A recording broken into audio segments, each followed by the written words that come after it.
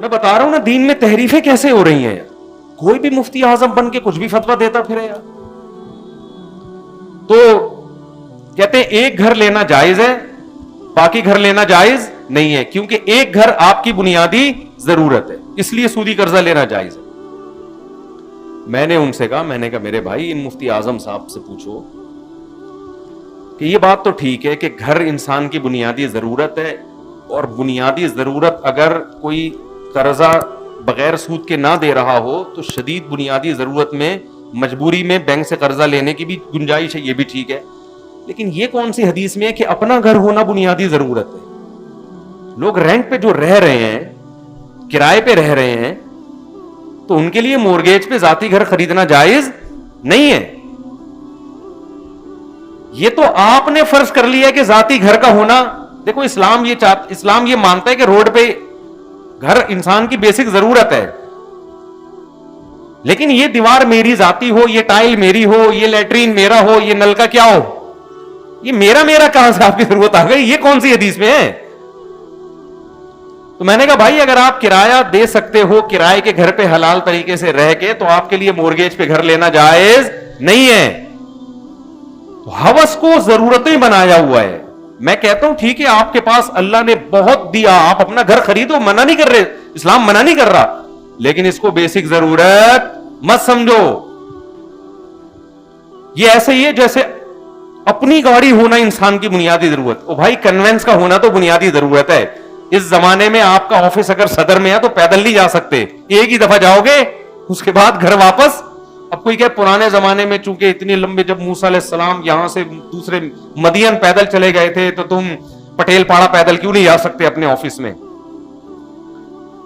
لوگ بول سکتے ہیں نا بھائی, ہم ان کو یہ کہیں گے وہ ایک دفعہ جائے گا اور ایک دفعہ آئے گا, اگلے دن جانے کے قابل نہیں. ہونا تو بیسک ضرورت ہے, لیکن یہ ضرورت W11 سے پوری ہو جاتی. یہ 4K سے 4J سے اگرچہ بہت ڈینجرس, خطرناک, رسکی معاملہ ہے, لیکن اس سے یہ ضرورت پوری بولو نا ہو جاتی ہے. یہ جو حدیث آتی ہے نا, نبی صلی اللہ علیہ وسلم نے فرمایا لو انکم تتوکلون علی اللہ, بڑی پیاری حدیث ہے, بڑا مزہ آتا ہے پڑھنے میں, سننے میں. تشریح میں مزہ نہیں آئے گا, مجھے تو آئے گا, آپ کو سننے میں مزہ نہیں آئے گا تشریح کے.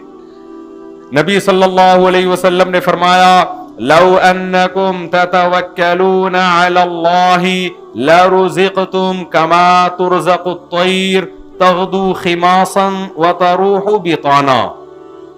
آپ صلی اللہ علیہ وسلم نے فرمایا اگر تم اللہ پہ ایسے توکل کرو جیسے توکل کرنے کا حق ہے. مجھے یاد دلائیے گا, میں 2 فرق بتانے تھے کہ کافر میں اور مسلمان میں فرق کیا ہوتا ہے. اسباب وہ بھی اختیار کرتے ہیں اور اسباب ہم بھی, تو پھر ان میں اور ہم میں فرق کیا؟ ایک میں نے بتا دیا, دوسرا رہ نہ جائے. تو آپ صلی اللہ علیہ وسلم نے فرمایا اگر تم اللہ پہ ایسے توکل کرو جیسے توکل کرنے کا حق ہے, تمہیں ایسے رزق ملے گا جیسے پرندوں کو ملتا ہے. صبح خالی پیٹ نکلتے ہیں اور شام کو بھرے ہوئے پیٹ لوٹتے ہیں.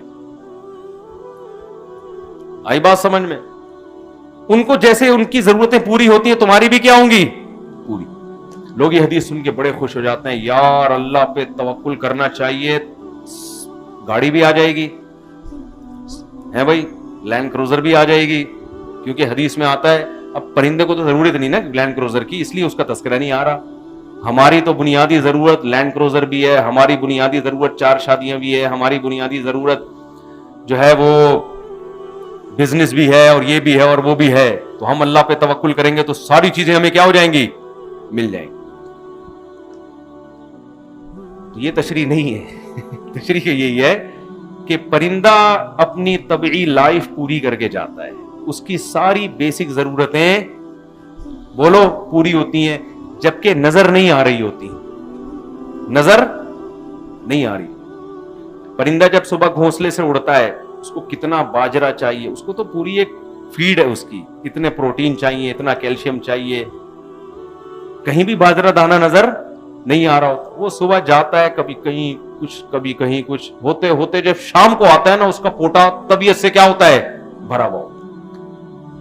پھر کیا ہوتا ہے جب پرندہ بالغ ہوتا ہے اور اس کی مادہ بالغ ہوتی ہے, تو ان میں ڈیزائرز پیدا ہوتی ہیں, وہ ڈیزائرز بھی اللہ پوری کرنے کا انتظام, بولو نا, نر کے لیے مادہ کا, مادہ کے لیے نر کا انتظام, پیر بھی مل جاتا ہے, ان کو رشتے بھی تلاش کرنے میں استخارے نکالنے کی ضرورت پیش نہیں آتی, تعویذ گنڈوں کی ضرورت, چمونی آپا کی مدد لینے کی ضرورت پیش نہیں آتی, یا مدد لے بھی لیں تو ہو جاتا ہے. یہ جو کمارے چھڑے چھاٹ کہتے ہیں نا ہوتی نہیں ہو, بھائی تمہارے اپنا معیار بہت اونچا ہے, تمہارا اپنا معیار ایسا ہے کہ تم دکان پکوڑوں کی اور باتیں کیا ہے کروڑوں کی.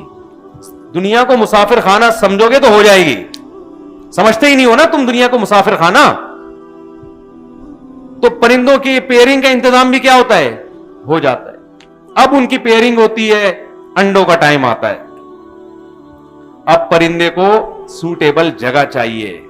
چڑیا اور چڑی کی مثال ہم لے لیتے ہیں, ان کو ایک سوٹیبل جگہ چاہیے جہاں وہ عزت کے ساتھ سانپ سے, چیلوں سے, کووں سے اپنے بچوں کو بچائیں, اور ٹیمپریچر بھی اس جگہ کا صحیح ہو, اتنی شدید گرمی بھی نہ ہو کہ گرمی سے مر جائیں, ایسی ٹھنڈ بھی نہ ہو کہ ٹھنڈ سے ہلاک ہو جائیں. یہ انتظام ہوتا ہے کہ نہیں ہوتا؟ اللہ ماشاءاللہ کہیں اللہ کی مرضی نہ ہو تو ایک الگ بات ہے. نارملی یہ انتظام کیا ہوتا ہے, حالانکہ نظر کچھ بھی نہیں آ رہا. سوال پیدا ہوتا ہے یہ چڑا چڑی بنائیں گے کیسے؟ انہوں نے تو نہ کوئی انجینئرنگ کا کورس کیا, یہ گھونسلہ بنائیں گے کیسے, کہاں بنائیں گے؟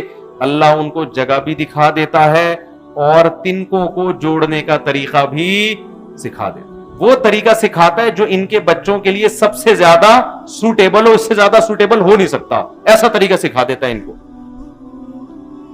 اب کیا ہوتا ہے, یہ انڈے دیتے ہیں, اس پہ بیٹھتے ہیں, اب ان کی ذمہ داری بڑھ گئی.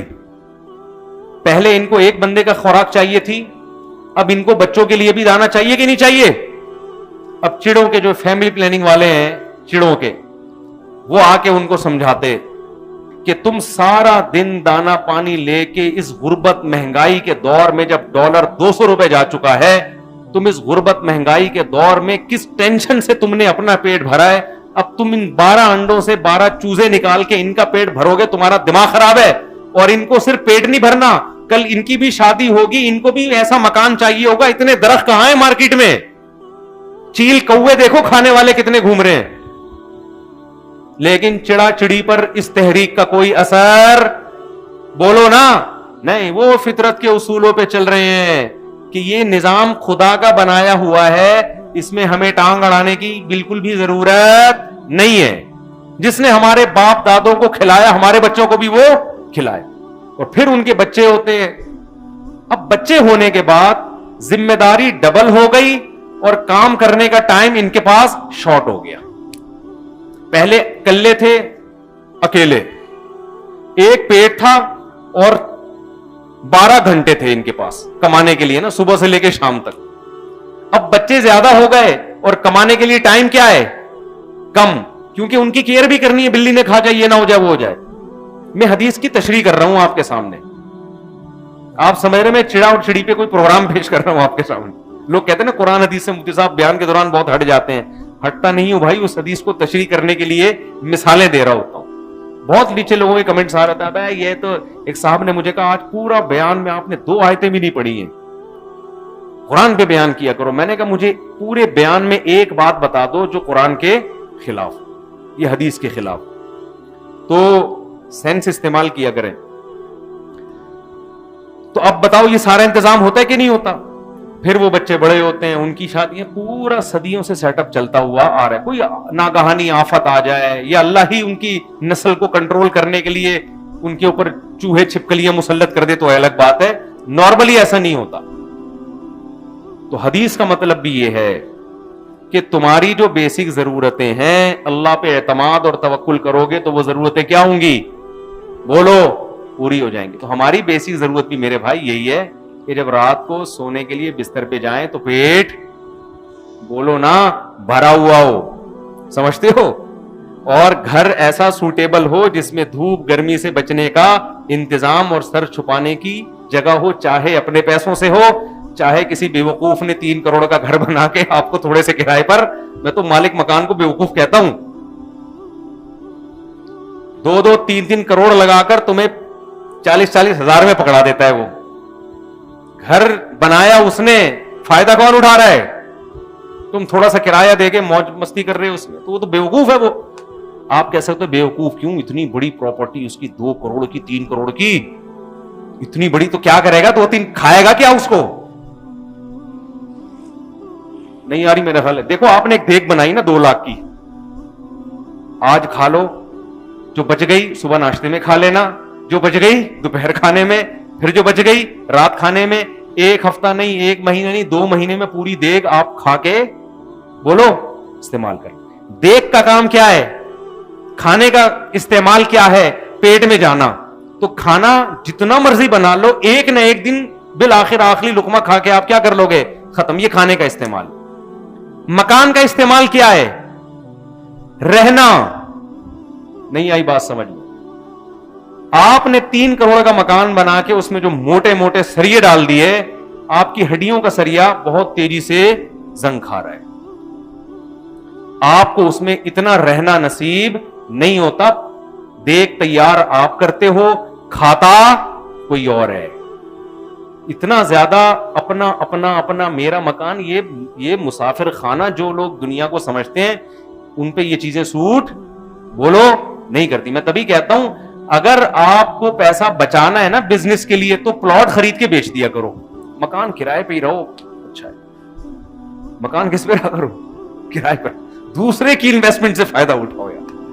اس نے اتنا اچھا گھر بنا دیا, اور ویسے بھی 5 سال میں اس کے گھر کا بیڑا غرق کرنا ہے آپ نے, تو کیوں اپنا اچھا گھر بنا کے کسی اور سے بیڑا غرق کروا رہے ہو؟ آپ کو پتا نا کرایہ دار کیسا بیڑا غرق کرتے ہیں گھر کا. آپ اس خوش فہمی میں ہوتے مجھے 40,000 50,000 کرایہ دے رہے ہو. بھائی جب یہ جائے گا نا 5-10 سال کے بعد, جو ریپیئرنگ ہوگی نا اس کی, اس میں آپ کی آنتیں ہل جائیں گی. تو خیر یہ تو ایک الگ ٹاپک ہے, یہ میرا بھی ٹاپک نہیں تھا بیان کا. تو میرا مقصد تو یہ, اگر پراپرٹی خرید کے بیچنا ہے تو مکان خرید کے بیچ دو. اپنا مکان بناؤ اس نیت سے جہاں اچھے پیسے لگیں گے کسی کو پہنا دیں گے ہم فوراً, ٹھیک ہے نا. رہنا وہنا نہیں ہے بھائی, مسافر خانہ ہے, موو ٹریولنگ کرنا ہے, ایک دن جنازہ اٹھے گا قبرستان میں چلے جائیں گے, تو کیا رہنا وہنا, یہ دیواروں اینٹوں سے دل لگانے کا بالکل بھی نہیں ہے. اور پھر بھی بہت پیسہ دیا ہے تو کھا پی کے جو بچ گیا تو چلو یار بچوں کے لیے ایک مکان بنا دو. حرام نہیں ہے, ناجائز نہیں ہے. اصل جو میں بات عرض کر رہا تھا, جلدی سے میں بات کو سمیٹ کے ختم کرتا ہوں, میرا بیان بہت لمبا ہوتا چلا جاتا ہے. اصل جو میں بات عرض کر رہا تھا کہ جب اسباب ہم نے بھی اختیار کرنے ہیں اور کافر نے بھی اختیار کرنے ہیں, تو ہم میں اور کافر میں پھر فرق کیا ہوا؟ تو پہلا فرق کیا ہے, ہم ناجائز کی طرف نہیں جا سکتے, ہم دین اور مذہب کو تبدیل نہیں کر سکتے. روزہ رکھنا پڑے گا, نماز ٹائم پہ پڑھنی پڑے گی, کاروبار کا فائدہ ہو یا نقصان, ایسی کی تیسی. ایسی ترقی پہ لعنت بھیجتے ہیں ہم جو آپ کو خدا سے غافل کر دے. غامدی صاحب نے فتویٰ دے دیا کہ کل جناب آپ نے امتحان دینا ہے تو آپ رمضان کا روزہ چھوڑ سکتے ہیں, قوم کے وسیع تر مفاد میں. ایسا کچھ بھی نہیں ہے, رمضان کا روزہ آپ کو رکھنا پڑے گا. قوم کا مفاد جائے ایک طرف, کچھ بھی نہیں ہوتا, رکھنا پڑے گا آپ کو روزہ. بات سے بات نکلتی ہے. کچھ دن پہلے ایک اسکالر کی میں دیکھ رہا تھا اس کا کلپ, کسی نے کہا شدید بھوک میں روزہ توڑنا کیسا ہے. محترم نے جواب دیا جب شدید بھوک ہو رہی ہے تو پھر روزہ توڑنا کیا ہے, جائز ہے. دلیل یہ دی, نبی صلی اللہ علیہ وسلم نے فتح مکہ کے موقع پہ روزہ توڑا تھا. حوالہ بھی دے دیا حدیث کا. میں بار بار کہتا ہوں لوگ آج کل کس سے متاثر ہو رہے ہیں, حوالوں سے. کیا ریفرنس دے رہا ہے, کوئی بات بغیر ریفرنس کے نہیں کرتا. خدا کے بندو تمہیں اتنا شعور نہیں ہے کہ وہ جنگ کے موقع پہ, سفر کے موقع پہ ہے, وہ جہاد کے موقع پہ ہے. جہاد میں تو یہاں تک اجازت ہے کہ آپ کے سامنے اگر کسی نے مسلمان قیدی کو ڈھال بنا لیا نا, تو علماء کہتے ہیں پھر بھی اس کو قتل کرنا جائز ہے, اگرچہ سامنے مسلمان قیدی ہے, اس لیے کہ یہ تو وہ ہیلا ہمیشہ اختیار کریں گے, پھر تو آپ جنگ سے ہی رک جاؤ گے. وہاں تو پھر سفر ہے, سب سے بڑی بات یہ ہے. اس سفر پہ قیاس کس کو کیا جا رہا ہے, حضر پہ. تو شدید بھوک لگ رہی ہے تو کہہ رہے روزہ توڑ, بھائی نہیں جائز ہے روزہ توڑنا. شدید بھوک لگے, شدید پیاس لگے, کسی کو روزہ زیادہ. میں نے پچھلے سال کلپ ریکارڈ کروایا تھا کہ جو مزدور دوپہر گرمی میں گڑھا کھودتے ہیں, رمضان کا روزہ ان کے لیے چھوڑنا جائز بولو نہیں ہے. اس پہ اتنا لوگوں نے تبصرہ کیا, اس مفتی کو دیکھو, اس کے ہاتھ میں ذرا پھوڑا پکڑاؤ, اس کو گرمی میں کنواں کھودنے پہ لگاؤ, پھر ہم دیکھتے ہیں کہ یہ کیسے فتویٰ دیتا ہے. फिर ये भी फतवा देगा कि तोड़ना क्या है, जायज है। शायद मैं फतवा दे दूं कि तोड़ना जायज है, लेकिन उस फतवे का शरअन एतबार नहीं होगा, क्योंकि ये फतवा प्यास से मुतासिर होकर दे रहा हूं मैं। ये तो खुद इसकी अलामत होगी, मुफ्ती गलत फतवा दे रहा है, इसको बहुत सख्त प्यास लग रही है, तो इसका फतवा क्या हो गया है? बोलो ना। मुफ्ती भी तो सही बात उसी वक्त करेगा ना जब खुद अजाब में ना आया वो। इंशाल्लाह मैं फिर भी फतवा नहीं दूंगा मैं, लेकिन एक मिसाल दे रहा हूं कि आज जो है ना, कुरान और हदीस की नुसूस को हर आदमी ने कुरानी आयत को अपने ऊपर फिट कर करके अपनी मर्जी पे वो कर रहा है। भाई मजदूर की कौन सी आपने आयत से निकाल लिया कि मजदूर रोजा छोड़ सकता है? आप ये कह सकते हैं उसे रोजा बहुत ज्यादा लगता है, तो रोजा तो मेरे भाई किसी को बिल्कुल भी नहीं लगता और किसी को बहुत ज्यादा। जो लोग नॉर्वे में बर्फ में 4 घंटे का रोजा रखेंगे सर्दियों में, उनके रोजे में और जो 18 घंटे के रेगिस्तानों में रोजा रखेंगे, जमीन आसमान का फर्क होगा कि नहीं होगा? लेकिन सजा दोनों की एक जैसी है। जो शदीद गर्मी का रोजा तोड़ेगा उसको भी 60 रोजे, जो 4 घंटे का दिन हो और सर्दी हो उसमें रोजा तोड़ेगा उसकी भी कितनी सजा है? बोलो 60 रोजे। हां, शरीयत में उसूल यह है कि अगर कोई बेहोश होने लगे, मरने लगे, तो मौत से बचने के लिए, बीमारी से बचने के लिए रोजा तोड़ना जायज है। उसमें चाहे वो मजदूर हो या वो घर में एयर कंडीशन में आराम से बैठा हुआ हो, उसमें मजदूर और आम आदमी का फर्क नहीं है। तो आज इस नए फतवों ने क्या किया है? रमजान में मजदूरों से रोजे छुड़वा दिए। रमजान में मजदूरों से बोलो रोजे छुड़वा दिए। तो इस्लामी अहकाम याद रखो, एक उसूल बार बार बयान करता हूं, इस्लाम के अहकाम आसान हैं लेकिन उसमें लचक नहीं है। खूब समझ लो, लचक नहीं है। देखो इस्लाम ने ऑर्डर दिया कि नमाज से पहले वुजू करना है, और अल्लाह ने बताया 4 आज़ा धोने हैं। चेहरा जो 4 फर्ज हैं, बाजू और टखनों तक पांव, ये हुक्म दे दिया ना। अब आप कहें कि यार मैं सारी जिंदगी तो वुजू करता आया हूं, आज मैं ईशा की नमाज पढ़ रहा हूं, मैंने वुजू भी पूरा कर लिया, थोड़ा सा टखना थोड़ा सा खुश्क रह गया है, मामूली सा, तो चलो सारी जिंदगी तो पूरा ही वुजू किया है और अब मैं ईशा की नमाज पढ़ रहा हूं तो टखना थोड़ा सा खुश्क रह गया है, ऐसा भी नहीं पूरा पांव नहीं धोया, तो चलो इतना क्या है मार्केट में, बोलो चलता है, इतना चलता है यार। अल्लाह बहुत गफूर रहीम है, इस पे थोड़ी मेरी ना ना ना ना। हदीस में आता है वैलुल लिल आक़ाबि मिनन नार, किसी की जरा सी एड़ी वुजू में खुश रह गई तो उस पे जहन्नम की आग से अल्लाह जलाएगा उसको। इसलिए कि जब वुजू का हुक्म दे दिया तो इट मीन्स वुजू बोलो ना करना है। जब कह दिया कि 4 आज़ा धोने हैं तो इसका मतलब चारों पूरे पूरे धोने हैं, उसमें एक बाल 1 इंच का कोई फर्क नहीं है। मैं समझा पा रहा हूं अपनी बात के नहीं समझा पा रहा? वो करना पड़ेगा आपको। अगर वुजू का पानी नहीं है चंद शर्तों के साथ, तो शरीयत क्या कहती है? मिट्टी पे हाथ मारो तयम्मुम की नीयत से, एक दफा मुंह पे और एक दफा बाजुओं पे। आप पे गुस्ल फर्ज है ना, एहतलाम हो गया, नाइटफॉल हो गया, गंदगी में लतड़े में, पानी नहीं है धोने के लिए, इस्लाम कहता है गुस्ल की नीयत से आपने क्या करना है? एक दफा ऐसे हाथ मारना है यूं, और एक दफा ऐसे हाथ मारना है, बोलो ऐसे किया, गुस्ल की नीयत से। अब आप नमाज पढ़ भी सकते हैं और पढ़ा भी सकते हैं। आपने कहा यार आप ये तयम्मुम भूल गए, या एक दफा यूं किया आपने, ये वाला भूल गए आप और नमाज पढ़ लिया आपने। अब आप कह रहे हो यार वैसे भी पानी तो वैसे ही नहीं है, ये एक दफा यूं मारना भूल गया तो क्या हो गया इससे? इससे होता क्या है? ये आप बताओ, ये हाथ यहां फेरने से क्या है? जरासीम मर जाते हैं यहां पे, या यहां कोई अलग से नूर की शुआएं किरणें आना शुरू हो जाती हैं, या फरिश्ते यहां आराम करने आ जाते हैं? मिट्टी ही तो है ना, यूं करना है हाथ, और पत्थर पे तो मिट्टी भी नहीं होती। बाज दफा तयम्मुम ऐसा होता है कि मिट्टी लग भी नहीं रही होती हाथ, तो सिर्फ इतना सर रह गया तो क्या हो गया? कोई स्कॉलर इजाजत देगा कि यार नमाज आपकी हो गई? बोलो ना भाई, कुछ भी नहीं हुआ, ये करने से वाकई कुछ नहीं होता। लेकिन जब इस्लाम ने कह दिया तो अब बहुत कुछ बोलो होगा। इससे मैं ये फलसफा समझाना चाह रहा हूं कि इस्लाम के अहकाम आसान है। आसान का मतलब क्या है? अल्लाह ये भी कह सकते थे हर नमाज में नहा के आओ, मुश्किल हो जाती ना। अल्लाह ये भी कह सकते थे बाजू कहां तक धो,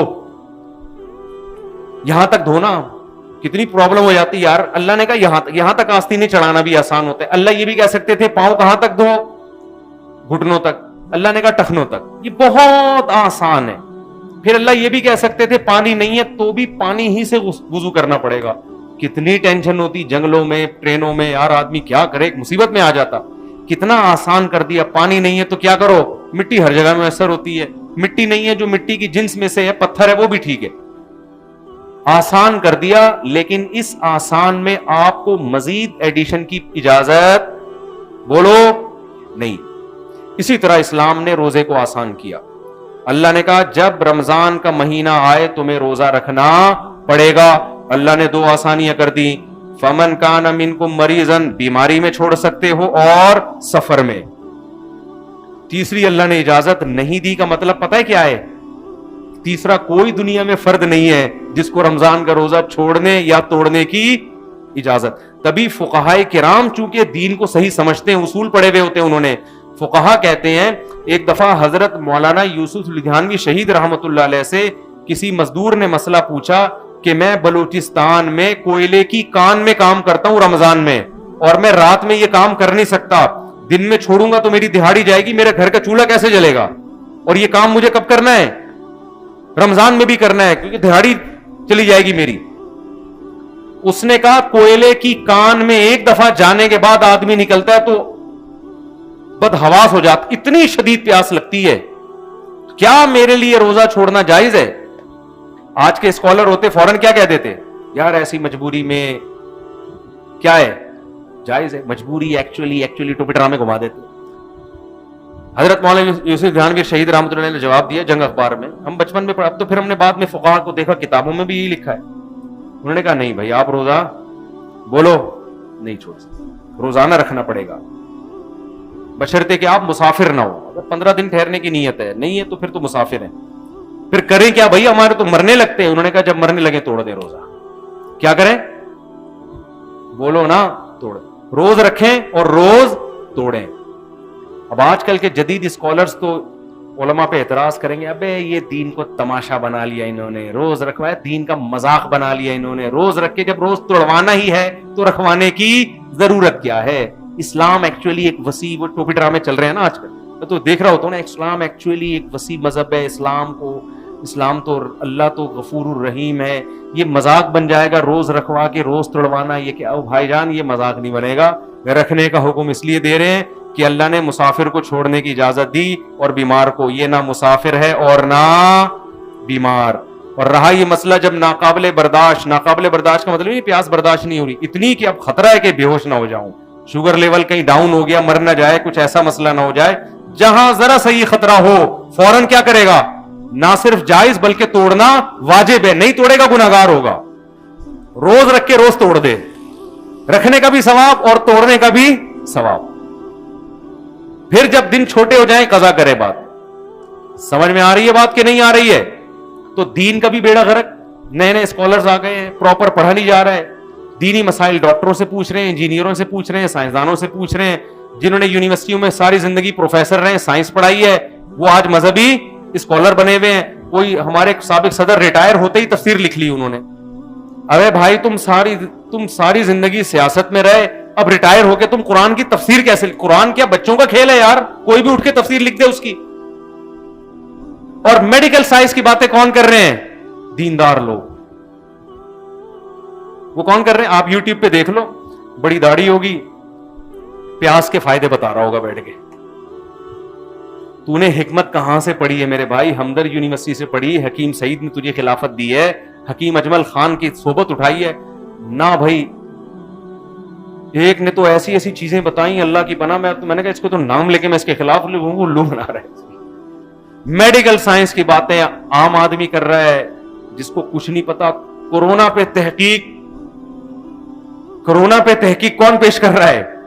وہ آدمی پیش کر رہا ہے جو محلے کا چوکیدار ہے, اس کا یوٹیوب چینل ہے, اور وہ کیا کر رہا ہے؟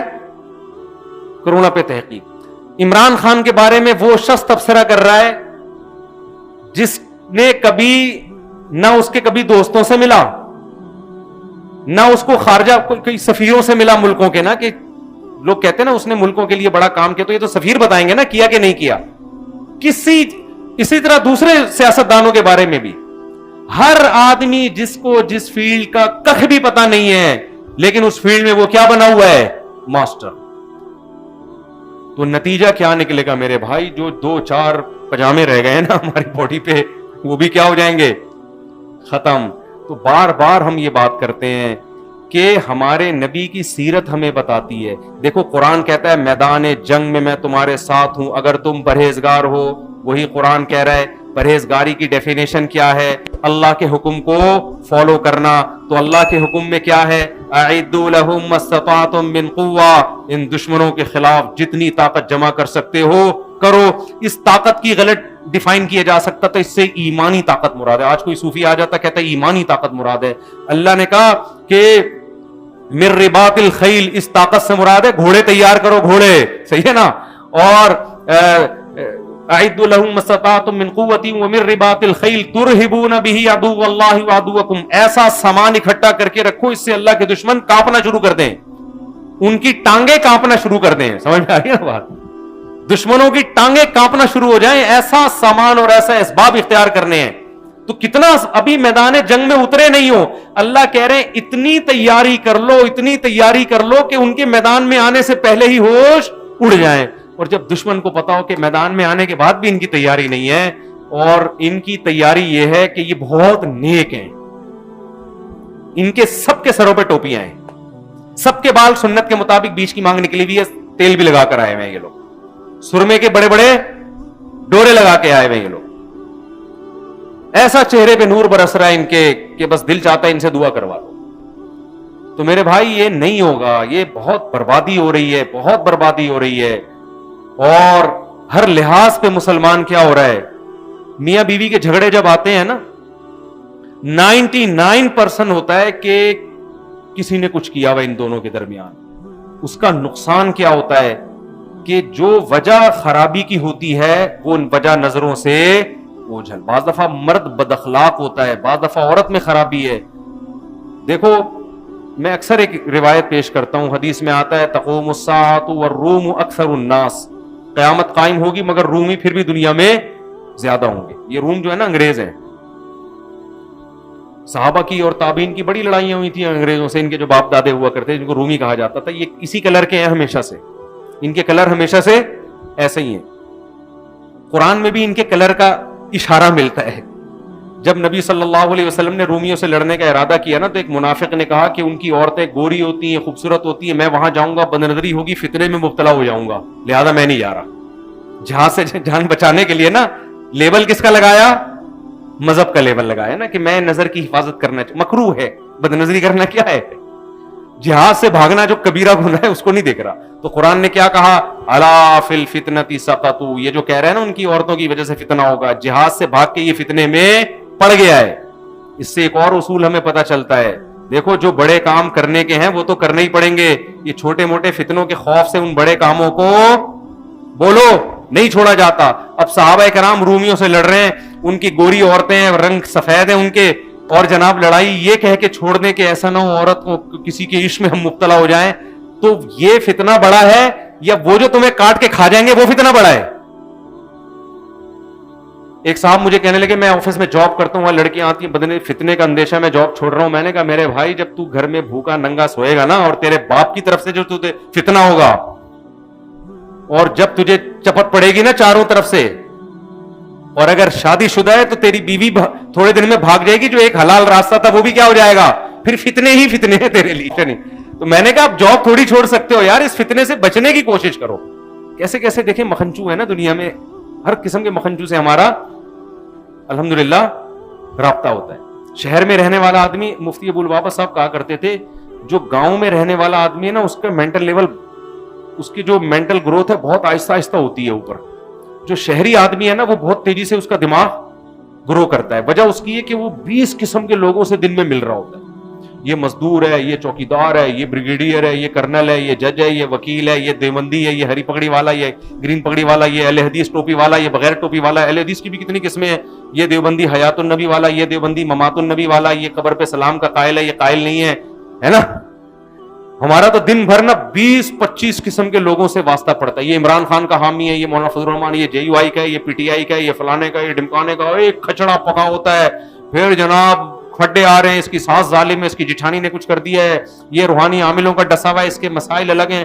آپ بتاؤ, جب اتنے کھچڑے پکتے ہیں, یا تو آدمی بالکل ہی باولا ہو جاتا ہے, یا اس کا مینٹل لیول بولو یا بہت اونچا چلا ہے, یا تو بالکل ہی کیا ہو جائے گا. تو مجھے بھی لگتا ہے کہ یا تو میں دنیا کا ذہین ترین انسان بن جاؤں گا, یا تھوڑی بہت جو میری کھوپڑی ہے, یہ ڈاکٹر عامر لیاقت جیسا اللہ نہ کرے, اللہ ان کو سیدھے راستے پہ چلائے, بیچارے کو ٹھیک کر دے. مجھے تو ترس آ رہا ہے اس کے اوپر. بالکل ہی لوگ کہہ رہے ہیں میں نے مروایا ہے, لوگ کہہ رہے ہیں کہ مفتی صاحب نے شادیوں کے مشورے دیے نا, اس کا یہ نتیجہ نکلا ہے. دیکھو پہلے بھی یہ گڑبڑے کرتے تھے عامر لیاقت صاحب, لیکن دماغ کی سیٹنگ آؤٹ نہیں ہوئی تھی. جب سے شادیاں کی ہے نا, اب اوپر کی سیٹنگ کیا ہو گئی ہے, سیٹنگ کیا آؤٹ ہو گئی. تو بھائی یہ شادیوں کا, لوگ کہہ رہے ہیں یہ ہوتا ہے, تو بھائی یہ شادیوں کو قصور نہیں ہے, جس اسٹائل میں آپ نے کی ہے نا, اس اسٹائل میں نتیجہ, اس اسٹائل کا تو یہی نتیجہ نکل جاتا ہے. جو یہ والا طریقہ تھوڑی ہے جس طریقے سے ہم کہتے ہیں, جو آپ پتہ نہیں کہاں کہاں پیغام بھیج رہے ہو, کیا کیا کر رہے ہو, یہ تھوڑی. جب سنت ہے تو وہ کس طریقے پر ہوگی, وہ سنت طریقے پر ہی ہوگی, تو اس کی برکتیں ہوں گی. یہ والے اسٹائل پہ تو پھر یہی ہوگا جو ہوا ہے. تو خیر, تو دو فرق ہیں میرے بھائی اسباب اختیار کرنا ہے. پہلی بات تو یہ ہے کہ مسلمان حرام اسباب اختیار بولو نہیں کرتا, پہلی بات. دوسری بات یہ ہے کہ مسلمان اسباب انگریز سے بھی زیادہ اختیار کرتے ہیں, جیسے ہمارے نبی نے کیے. پوری سیرت ہے, گراؤنڈ ریئلٹی کو دیکھ کر فیصلہ کیا, کہاں صلح کرنی ہے, کہاں جنگ کرنی ہے, کہاں جنگ کو ٹالنا ہے, کہاں اپنے ساتھی کسی منافق کو قتل کرنا ہے, کہاں منافق کو قتل نہیں کرنا, کہاں بڑے سے بڑے بدماش کو برداشت کرنا ہے. اب دیکھو ہمارے پاس کوئی ایسا کیس آئے, خباب ابن ارت رضی اللہ تعالیٰ عنہ آئے, مجھے آگ پہ لٹایا جا رہا ہے, تو کوئی جذباتی ہو کے جا کے 2 لگا دے کھینچ کے اس کے مالک کے, تو طاقت تو انہی کے پاس ہے. وہ 2 لگانے کے جواب میں کیا کرے گا, وہ 4 لگا دے گا. ایسے ہی کرے گا نا. وہ آج کوئلوں پہ لٹا رہا ہے, کل وہ قتل ہی کر دے گا, تو جان سے مار دے گا. تو ایسے موقع پہ کیا ہے, برداشت. آج ہمارے ہاں ممبر پہ اس مولوی کو کامیاب سمجھا جاتا ہے جو جذباتی تقریریں کر رہا ہو, جو کیا کر رہا ہو. لوگ کہتے ہیں حق پرست آدمی ہے, حق بیان کرنے میں کسی سے ڈرتا نہیں ہے. یہ نہیں دیکھتے کہ اس کے حق بیان کرنے سے رزلٹ کیا نکل رہا ہے, اس کے حق بیان کرنے سے رزلٹ کیا نکل رہا ہے. تو ہر جگہ ایسا ہی ہے, ممبر کے بھی یہی ہے, کوئی وزارت کے عہدے پر ہو وہاں بھی یہی ہے, کوئی صحافی ہو وہاں بھی یہی ہے, جو منہ میں آیا کیا کر دیا, پارسل کر دیا. تو یہ نہیں ہے, ہمارے نبی کی سیرت یہ نہیں ہے. کہاں کیا بولنا ہے, کتنا بولنا ہے, ایک ایک چیز. یہ جو قرآن کہتا ہے لَقَدْ كَانَ لَكُمْ فِي رَسُولِ اللَّهِ أُسْوَةٌ حَسَنَةٌ, تمہارے لیے تمہارے نبی کی سیرت میں بہترین نمونہ ہے. یہ ہر چیز میں ہے بہترین نمونہ. صلح حدیبیہ کے موقع پہ نبی صلی اللہ علیہ وسلم نے حکم دیا سب لوگ سر کے بال کاٹ لیں, احرام سے باہر نکل جائیں. صحابہ پہ یہ حکم بہت شاق گزرا کہ ہم مشرکین کے دباؤ میں آئیں اور احرام باندھ کے عمرہ کیے بغیر احرام کھول لیں, مشرکین سے ڈر کے, یہ نہیں ہو سکتا. ہمارے نبی نے صحابہ پہ فتویٰ بولو نہیں لگایا کہ میں نبی ہو کے تمہیں کہہ رہا ہوں, تم میرے سے بھی 2 ہاتھ آگے نکل گئے. کوئی ایسے جذباتی اسٹیٹمنٹ نہیں. میں حکم دے رہا ہوں اور سر کے بال صاف کرو, اور تم مجھ سے بھی, تم تو دائرہ اسلام سے کیا ہو. جو نبی کی موجودگی میں نبی کے حکم کی مخالفت کرے, تو بظاہر تو ایسا ہی لگتا ہے وہ دائرہ اسلام سے کیا ہے. گویا وہ یہ بتانا چاہ رہا ہے کہ آپ سے زیادہ کون اچھا سمجھتا ہے, ہم زیادہ صحیح سمجھتے. حضرت عمر بھی بال کاٹنے کے لیے تیار, سوائے حضرت ابو بکر کے. سارے کیا ہیں, کوئی بھی نہیں سر منڈانے کے لیے تیار. تبھی جو صحابہ کے خلاف ہے نا, وہ اس حدیث سے صحابہ پہ کیا کرتے ہیں, طنز. لیکن نبی طنز بولو نہیں کر. کیوں, نبی میں تحمل ہے. نبی دیکھ رہے ہیں کہ یہ میرے حکم کی مخالفت تو ہے, مگر اس مخالفت کی بیس میرا انکار نہیں, غیرت ہے. یہ سمجھ رہے ہیں میرے بارے میں کہ شاید میں ان کی رعایت میں مشرکین سے دب گیا ہوں, ان کے خیال میں تو ہم دبنے والے لوگ نہیں ہیں, ہم تو کٹنے والے لوگ ہیں. فوراً فتویٰ نہیں لگایا. آج دیندار لوگ کتنی جلدی کسی پہ گستاخی کا فتویٰ لگا دیتے ہیں. کیسے گستاخیوں کے فتوے, کیسے فوراً جو ہے نا دائرہ اسلام سے خارج ہونے کے فتوے، اس کا رزلٹ کیا نکل رہا ہے، اس کا نتیجہ کیا نکل رہا ہے، کچھ بھی نہیں دیکھا جا رہا. ہمارے نبی نے یہ کام نہیں کیا. کتنا آپ نے سوچا ہوگا نا میں کہہ رہا ہوں، لیکن صحابہ نے نہیں کیا. پھر آپ نے اپنی زوجہ سے مشورہ لیا کیا کروں بھائی. انہوں نے کہا یا رسول اللہ آپ کہیں نہیں، آپ سب کے سامنے اپنا سر منڈوا لیں. جب صحابہ دیکھیں گے نا نبی نے سر منڈوا لیا ہے، پھر کسی میں ہمت نہیں ہوگی کہ بھائی جو کام نبی کر چکے ہیں تو ہم کیسے پیچھے رہ جائیں. نبی نے اب کہنے کے بجائے کیا کیا، مشورہ لیا اور سر منڈوا لیا. صحابہ نے بھی سب نے کیا کیا، سر منڈوا لیا. کوئی جذباتی ہمارے جیسا لیڈر ہوتا فوراً کیا کرتا ہے، یہ تو بندے ہی ٹھیک نہیں ہے. یہ بندے کیا ہیں، یہ 1400 کی جو جماعت ہے نا، بندے کیا ہیں، مجھے پارٹی میں بندہ ٹھیک ایک بھی نہیں ملا. یہی ہوتا ہے نا، گھروں میں بھی تو یہی ہوتا ہے نا. باپ بھی ایسے ہی بیٹوں کے ساتھ کر رہا ہوتا ہے، بیٹے ابا کے ساتھ ایسے ہی کر رہا. ابا ہی ٹھیک نہیں ہے، ٹھیک ہے ابا ہی کیا ہے، ابا ہی ٹھیک نہیں ہے ہمارا، بھائی ٹھیک نہیں ہمارا، بہن ٹھیک نہیں ہماری. ظرف چھوٹے ہو گئے ہیں، ہر بات کو غلط نیگیٹو لے کے جانا. تو میں کہتا ہوں اگر کوئی سیرت پراپر طریقے سے پڑھے، خدا کی قسم سیرت میں اس کو ایسا کچھ ملے گا کہ اس سے بہتر زندگی دنیا میں. عمران خان جو ایک بات کہتا تھا نا، بھلے بھائی آپ عمران خان کو گالیاں دو لیکن جو اچھی بات ہے منہ سے پھوٹنے دیا کرو، اتنا نہیں میرے خلاف فتوی بازی شروع کر دیا کرو. عمران خان جو کہتا تھا نا ایک بات، بھلے یہودی ایجنٹ ہے لیکن ایک بات صحیح کہتا تھا. ہوگا، میں نہیں کہہ رہا یہودی ایجنٹ ہے، جو کہہ رہے ہیں ان کی رائے میں اگر مان بھی لیا جائے، بات یہ بہرحال اس نے صحیح کی تھی کہ ہمارے ہاں انگریزوں میں جو لیڈرشپ ہے نا ان کو تو پڑھا جاتا ہے. عمران خان یہ کہتا تھا کہ اگر محمد صلی اللہ علیہ وسلم کو ہماری یونیورسٹیوں میں پڑھا دیا جائے تو ہمیں گوروں سے لیڈرشپ کی ورکشاپوں کی ضرورت اور ان سے ہمیں گائیڈنس کی ضرورت نہیں رہے گی. یہ تو گراؤنڈ ریئلٹی ہے. دیکھو ایک آدمی تمہیں بتا رہا ہے کہ ایسے بزنس کرو گے کروڑ روپے کما لو گے، دوسرا کہتا ہے تو نے کیوں نہیں کما لیے، دوسرا کہتا ہے تو نے کیوں نہیں کما لیے. تو بتاؤ یہ کامیاب گائیڈ کرنے والا ہے یہ؟ اب کوئی اس کی بات کو مانے گا؟ بھائی اگر یہ اتنا بہترین طریقہ ہے تیرے پاس تو پیسے بھی تو کما لینا، کیوں نہیں کمائے تو نے؟ ایک آدمی کہتا ہے یہ چیز کھانے سے اتنی طاقت آتی ہے تو کھا رہے، تیرے میں کیوں نہیں آئی؟ تو دنیا میں محمد صلی اللہ علیہ وسلم سے زیادہ کامیاب لیڈر گزرا نہیں. 23 سال کا عرصہ نہ لکھنا جانتے نہ پڑھنا جانتے، پسماندہ ترین قوم میں پیدا ہوئے. جو گھوڑوں کی لڑائی پہ قتل و غارت پہ آ جائے، گھوڑوں کی دوڑ پہ قتل و غارت پہ آ جاتی تھی وہ قوم، اس کا گھوڑا آگے نکل گیا تو قتل کر دیا اس کو غیرت میں. ایسی قوم جو نہ لکھنا جانتی اور نہ پڑھنا، ریگستانوں کے بیچ میں تو وہ قوم رہتی ہے تہذیب و تمدن سے دور، نہ اس کے پاس ریاست نہ خلافت، اور جو لیڈر ہے وہ بھی نہ لکھنا جانتا اور نہ پڑھنا جانتا، جس کی پیدائش سے پہلے باپ فوت ہو گیا ہو، جو پیدا یتیم ہوا ہو. 23 سال کے عرصے میں اگر یہاں بیٹھا ہوں تو یہ کس کا کمال ہے؟ محمد صلی اللہ علیہ وسلم کا. آج حرم میں تراویح ہو رہی ہے، لاکھوں لوگ قرآن پڑھ رہے ہیں ہاتھ باندھ کے رمضان میں، تو یہ کس کا کمال ہے؟ محمد صلی اللہ علیہ وسلم کو ایک کریڈٹ جاتا ہے. آج ہم نہاتے ہیں، صاف کپڑے پہنتے ہیں، پوری دنیا میں صرف مسلمان ہیں جو استنجا کر کے پانی استعمال کرتے ہیں. یہاں تک کہ وہ جو شاور جو واش روم میں لگتا ہے اس کو لوگوں نے نام مسلم شاور کا دے دیا. میرے گھر والے مجھے کہنے لگے مسلم شاور لگا دیں، ہمارے تو لوٹا سسٹم چل رہا ہے نا. گھر والوں نے کہا مسلم شاور، میں نے کہا کہ ہندو شاور بھی ہوتا ہے کیا؟ غیر مسلم عیسائی دیوبندی بریلوی حدیث بریلوی میں بھی ہوتے ہیں کیا؟ پھر تحقیقی پتا چلا جی یہ لفظ کہاں سے آیا ہے؟ یورپ سے. کیونکہ شاور کون استعمال کرتا ہے؟ تو یہ کس نے سکھایا ہے؟ اس یتیم نے جو نہ لکھنا جانتا تھا اور نہ پڑھنا. ہم کتے بلی نہیں کھاتے، ہم خنزیر نہیں کھاتے، ہم مردار نہیں کھاتے. یہ تہذیب ہمیں کس نے سکھائی ہے؟ دنیا میں تقریباً 1 ارب سے زیادہ انسان ہیں جو کتے بلی نہیں کھاتے. ان کو یہ تہذیب کس نے سکھائی؟ اس یتیم نے 23 سال میں سکھا دی.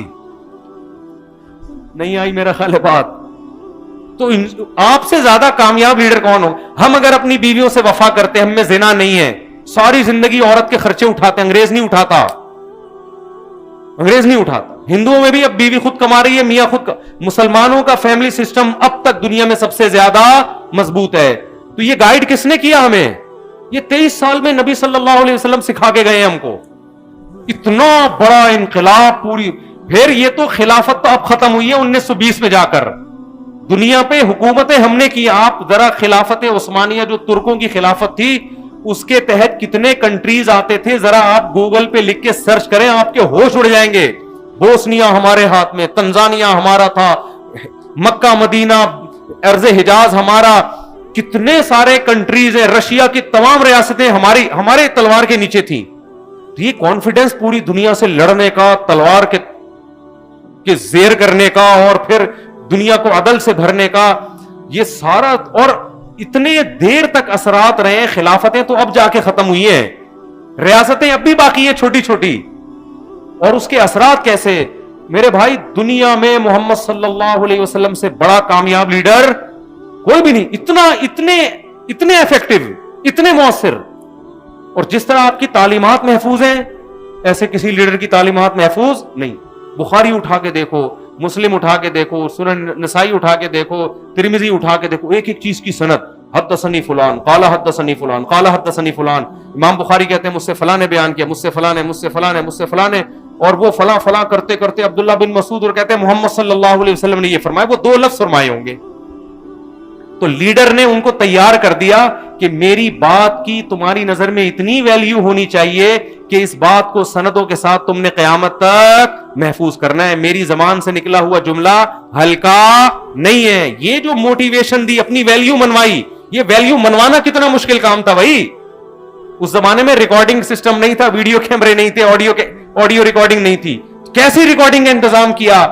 ایسی ریکارڈنگ کہ اس زمانے میں دنیا کی جتنی تہذیب یافتہ قومیں تھی، کسی قول کی حفاظت کا ایسا انتظام نہیں ہوا ہے جیسا محمد صلی اللہ علیہ وسلم کے اقوال کی حفاظت کا انتظام ہو. خیر یہ الگ ٹاپک ہے.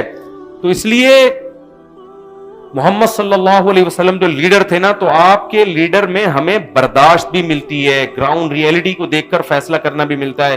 تو آج مسلمان نہ سیرت کو سیرت کے طریقے سے پڑھتا ہے، نہ سمجھتا ہے، اور نہ اس کو فالو کرتا ہے. آج کا مسلمان جذباتی تقریروں کا، یوٹیوب کا، فیس بکیوں کے کمنٹس کرنے والوں کا، اور یہ جو صحافی لفافے لے کے بیٹھے ہوئے ہیں، ان کو سن کے ایک رائے قائم کرتا ہے، اور پھر اس رائے کو ساری دنیا پہ تھوپتا ہے، اور کہتا ہے انقلاب آئے گا تو اس مکھنچو کو سننے سے آئے گا.